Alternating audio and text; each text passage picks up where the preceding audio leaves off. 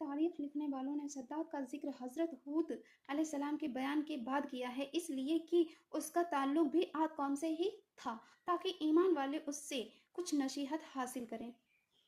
आद कौम में सद्दाद और सदीद दो भाई थे जो बड़े दौलतमंद थे, बादशाह थे।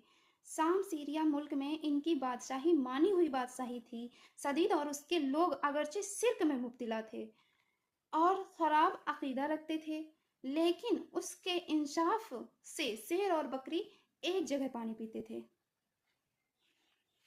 कहा जाता है कि उसकी अदालत में दो आदमी आए। इन दोनों में एक ने बताया कि मैंने इस आदमी से ज़मीन का कता खरीदा और कीमत देकर उस पर कब्जा किया। फिर मैंने उस ज़मीन में एक ख़जाना पाया जो मैं इसको देना चाहता हूँ, इसलिए कि मैंने सिर्फ ज़मीन खरीदी है, ख़जाना नहीं खरीदा है, लेकिन यह लेता नहीं।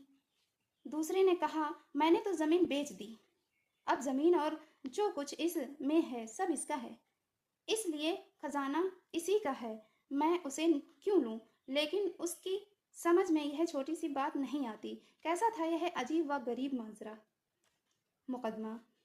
अदालत ने पूछा, यह बताओ तुम दोनों में से तुम दोनों के पास कोई औलाद है? एक ने कहा एक लड़का है, दूसरे ने कहा कि एक लड़की है। कहा, अदालत ने फैसला सुनाया, तुम दोनों आपस में बेटा और बेटी का ब्याह कर दो, यानी अपने लड़का और अपनी लड़की का आपस में ब्याह कर दो। ऐसा था वह इंसाफ पसंद राजा। हजरत हूद अलैहिस्सलाम ने उससे भी ईमान लाने की बात कही थी, पर वह ईमान न लाया और अपने बाप दादा के शिर्क पर ही मरा। सदीद के बाद सद्दाद गद्दी पर बैठा। हजरत हूद अलैहिस्सलाम ने उससे भी ईमान लाने की बात कही थी। बोला, अगर मैंने तुम्हारा दीन कबूल कर लिया तो उसका फ़ायदा क्या है?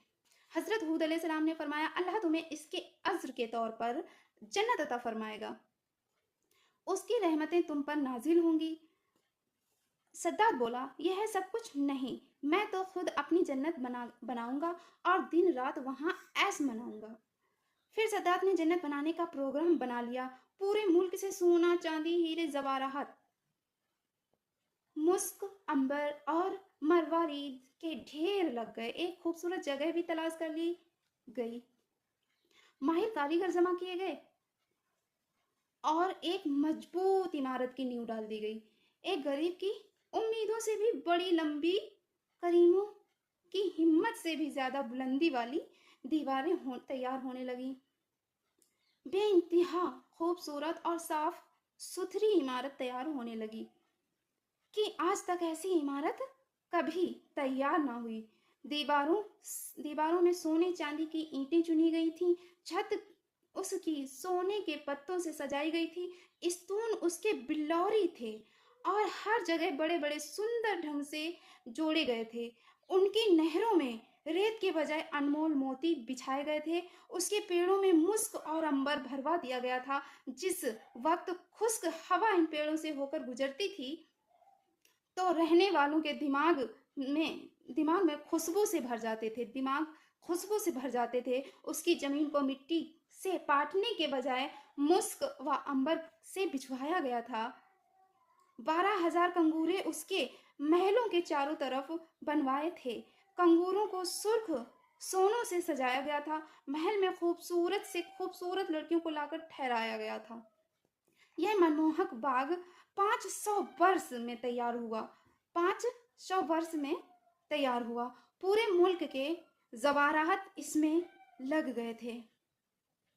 जब महल बनकर तैयार हो गया, सद्दाद को इसकी खबर दी गई और सद्दाद एक भारी फौज लेकर चला कि वह उस जन्नत को देखे और वहां कयाम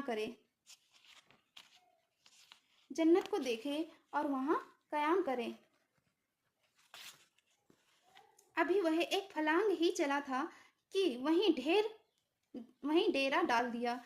इरादा था कि अब अगले दिन सफर शुरू होगा। इसी बीच उसे एक हिरन नजर आया। उसके पांव सोने के थे, सींग सोने के और आंखें याकूत की थीं। सद्दाद उसे देखकर हैरान रह गया। अकेला ही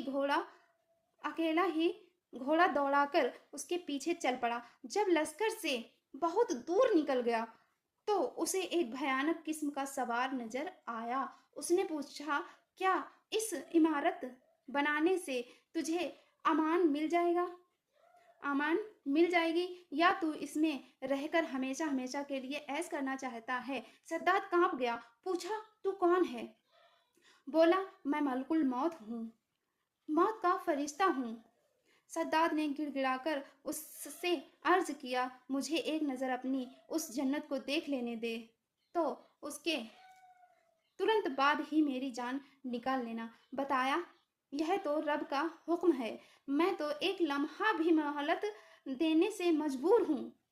यह कहकर उसने उसकी जान निकाल ली। जिस्म बेजान होकर रह गया, तमन्ना दिल की दिल में धरी रह गई। तारीख की किताबों में लिखा है कि एक बार अल्लाह की ओर से इज़राइल से पूछा गया कि तू मुद्दतों से लोगों की रूह कब्ज करता है, बता क्या कभी तूने किसी पर रहम किया है और उसकी जान निकालते वक्त तुझे दया आई है? बोला, खुदाबंद मैं तो सब पर दया करता हूँ। फरमाया, किस पर ज्यादा दया की? तब इज़राइल ने बताया कि एक दिन एक कश्ती को मैंने आप ही के हुक्म से तोड़ दिया था और मौजों में घिर कर वह कश्ती हमेशा के लिए तबाह हो गई। उस पर सवार तमाम लोग भी खत्म हो गए। हाँ, सिर्फ एक औरत बचा ली गई जिसके पेट में बच्चा था। औरत को फरिश्तों ने एक जंजीरे में पहुंचा दिया। वहीं उसने एक लड़का जन्म दिया। आपका हुक्म हुआ कि उसकी उस औरत की भी जान निकाल लो और लड़के को वहां उस औरत के पहलू में डाल दो। उस वक्त मेरी आंखों में आंसू निकल आए कि इस लड़के का क्या होगा। यह तो तड़प कर मर जाएगा या इसे दरिंदे खा जाएंगे। खुदाबंद, यही सोचकर मैं रो दिया। मुझे एक तो उस बच्चे पर दया आई थी और दूसरे अब आई जब सद्दात की रूह कब्ज करने का हुक्म दिया गया कि उस बेचारे ने कई सौ साल में तो इमारत बनवाई थी, लेकिन वह उसे एक नज़र भी ना देख सका और उसकी हसरतें दिल में ही रह गईं। अल्लाह ने फरमाया कि यह सद्दात वही लड़का है जिस पर तूने दया की थी। मैंने उसकी माँ के मरने के बाद सूरज और हवा को हुक्म कर दिया कि इसे अपनी गर्मी और सर्दी से मत सताना, बल्कि फूलों के पत्ते उड़ाकर उसके वास्ते फर्श बनाओ। फिर उसके वास्ते फर्श बनाया। फिर उसके दोनों अंगूठों से दूध और शहद की नहर बहाई। इस तरह मैंने उसकी जान बचाई, पाला पोसा, यहाँ तक कि उसे हुकूमत का मालिक बना दिया। इतना सब करने के बाद भी मेरी नाशुक्री करने लगा, बल्कि खुद खुदा बनने का दावा कर बैठा। उस पर तो गजब नाजिल होना ही चाहिए था। नौजू बिल्लाहि मिन गजबिल्लाह। उस पर तो गजब नाजिल होना ही था, क्योंकि वो अल्लाह का शुक्र नहीं अदा करता था। अल्लाह का उसने बिल्कुल भी शुक्र अदा नहीं किया।